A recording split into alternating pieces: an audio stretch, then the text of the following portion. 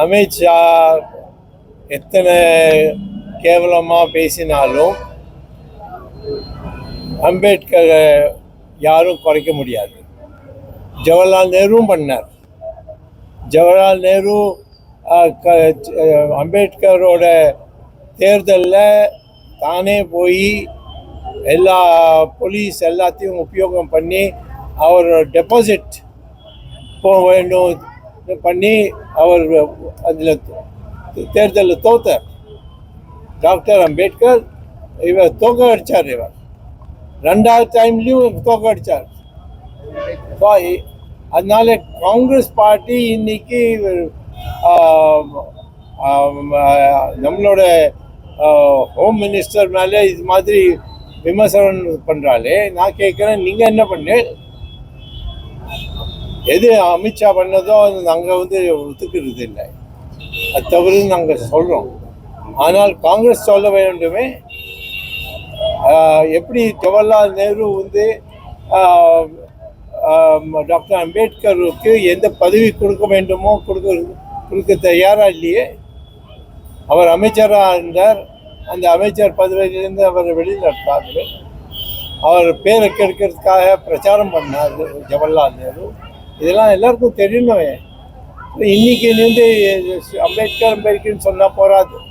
அம்பேத்கர் அமெரிக்காவில் போய் PhD வாங்கினார். லண்டனில் போய் பேச்சுலர் லா அவருக்கு லீகல் அந்த திறமை அந்த வாய்ப்பு அவருக்கு கிடைச்சது. இங்கே நம்மளோட சட்டத்தை எப்படி இருக்கணும்னு எல்லாத்தையும் அவர் 3 வருஷத்துக்காக வாதம் பண்ணி டிபேட் பண்ணி எல்லாம் பண்ணி நம்மளோட கான்ஸ்டிடியூஷன் இருக்கு, அது டாக்டர் அம்பேத்கர் தானே பண்ணார். இதெல்லாம் எல்லாத்தையும் சொல்ல வேண்டும். அதனால நான் காங்கிரஸ் சொல்லட்டும், இல்லாட்டா அமித்ஷா இருக்கட்டும், யார் வேணா இருக்கட்டும், டாக்டர் அம்பேத்கரோட பேரை யாருமே கெடுக்க முடியாதுன்னு நான் சொல்லுவேன். தமிழ்நாட்டில் சட்ட ஒழுங்கு எப்படி இருக்கு? 2026 திமுக பலமா இருக்கு. அவங்க 200 தொகுதி வெற்றி பெறுவோம் சொல்லியிருக்காங்க. திமுக வர சட்டமன்ற கூட்டணியோட 200 தொகுதியில வெற்றி பெறுவோம் சொல்லியிருக்காங்க. இப்போ சட்ட ஒழுங்கு எப்படி இருக்கு? மீண்டும் திமுக வரதுக்கு வாய்ப்பு இருக்குங்களா? அவன் சொல்றான், அவன் பிரச்சாரத்தை பத்தி நான் இருக்கா கவலை பண்ணோம். அது தெரிஞ்ச ஒரு நாளைக்கு எப்போ தேர்தல் நடத்தணும். இன்னொரு விஷயம் நான் சொல்ல விரும்புகிறேன். சுவாமி ஜெயேந்திர சரஸ்வதி அவர்கள், அவர் காரணம் தான் இன்னைக்கு அயோத்தியாவில் ராமர் கோயில் இருக்கு. அவரோட சொன்ன கருத்து அவரோட பிரச்சாரம் எல்லாம். அதனால நான் என்ன சொல்கிறேன்னா, இன்னைக்கு ஜெயேந்திர சரஸ்வதி சுவாமிகள் ஒரு சிலை ஸ்டாச்சு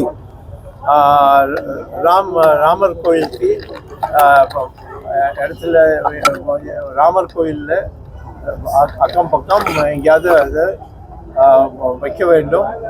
அதுக்கு நான் ஆசைப்படுறேன். நம்மளோட இருக்கிற MPs MLAs எல்லாரும் இதை ஆதரவு கொடுத்து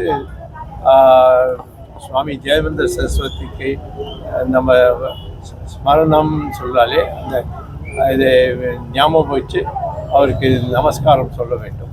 விஜய் அரசியல் கட்சி விஜய் யாரு?